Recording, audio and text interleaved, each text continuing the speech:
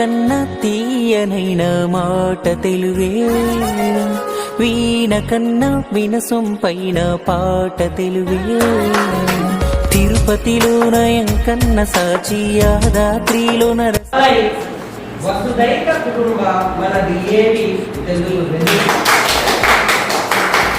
భ్రాంతిని చెంది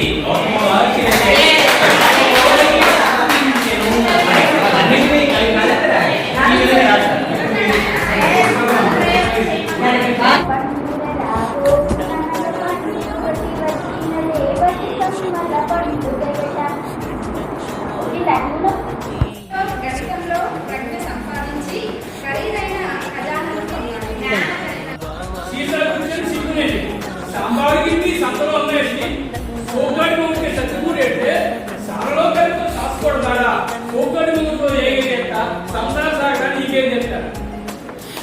భగవంతుడు అతడు నాకు ఎప్పుడు చెప్తూ ఉంటారు, పార్వతి మేడం మా మమ్మీ మా అమ్మ నన్ను భగవంతుడు అని పిలుస్తుందని చెప్తూ ఉంటారు. తన తల్లికి భగవంతుడు అతడు, మనందరికీ భగవాన్ అతడు.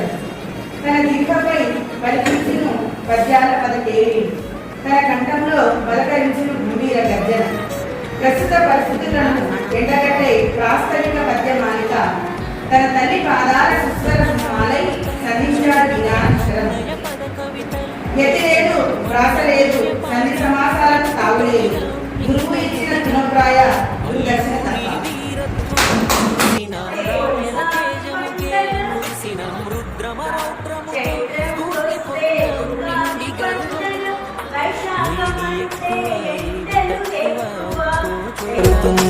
తెలుగు పాలకుంట ఏ దేశమేగినా ఎంత ఎదిగినా ఎదురు పడితే మన వాళ్ళెవరైనా బాగున్నారా అన్న పిలుపుకే ఎంత పులకరింత, తేనె కన్నా తీయనైన మాట తెలుగేనా, వీణ కన్నా వినసొంపైన పాట తెలుగేనా.